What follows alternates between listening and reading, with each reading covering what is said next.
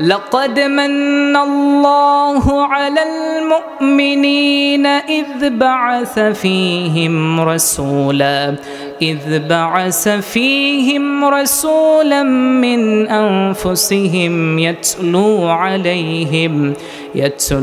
عليهم آياته ويزكيهم ويعلمهم الكتاب والحكمة وإن كانوا من قبل لفي ضلال مبين আল্লাহ রাব্বুল আলামিন বলেন লাকাদ মান আমি করেছি ইহসান আলাল মুমিনিন সমস্ত উম্মতে মুহাম্মাদের উপর আমি ইহসান করেছি।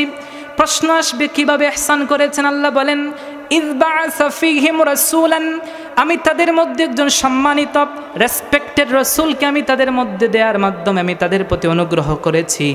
সেই নবী ছিলেন এমন, সেই নবী হচ্ছেন মিন আনফুসিহিম, সেই নবী তাদের মধ্য থেকে, তাদের পরিবার থেকে, তাদের স্বজাতীয় স্বগোত্রীয় একজন রাসূল আমি তাদেরকে দিয়েছি। সুবহানাল্লাহ।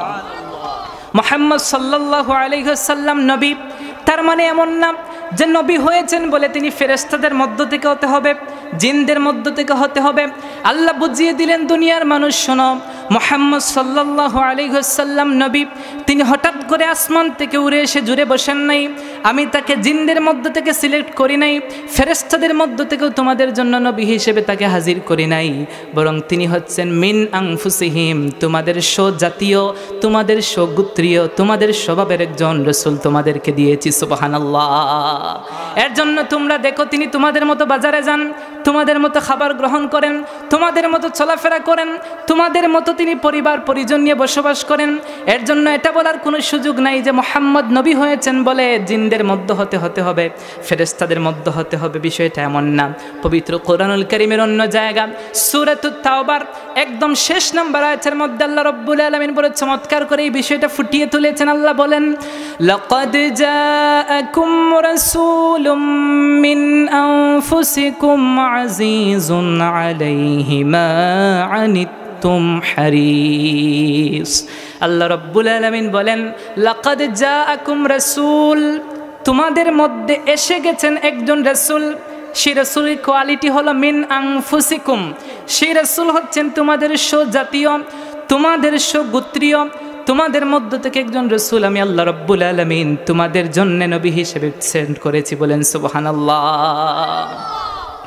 সেই নবীর কোয়ালিটি কেমন, কেন এসেছেন দুনিয়ার জমিনের মধ্যে? আল্লাহ বলেন ইয়াতলু আলাইহিম আয়াতিহ, তিনি এসেছেন আল্লাহ নিদর্শনগুলো তোমাদেরকে পড়ে পড়ে শোনাবেন।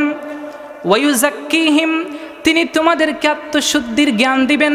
ওয়ায়ুআল্লিমুহুমুল কিতাবা, তিনি তোমাদেরকে আল্লাহ রাব্বুল আলামিনের পবিত্র কোরআনুল কারীম শিক্ষা দিবেন।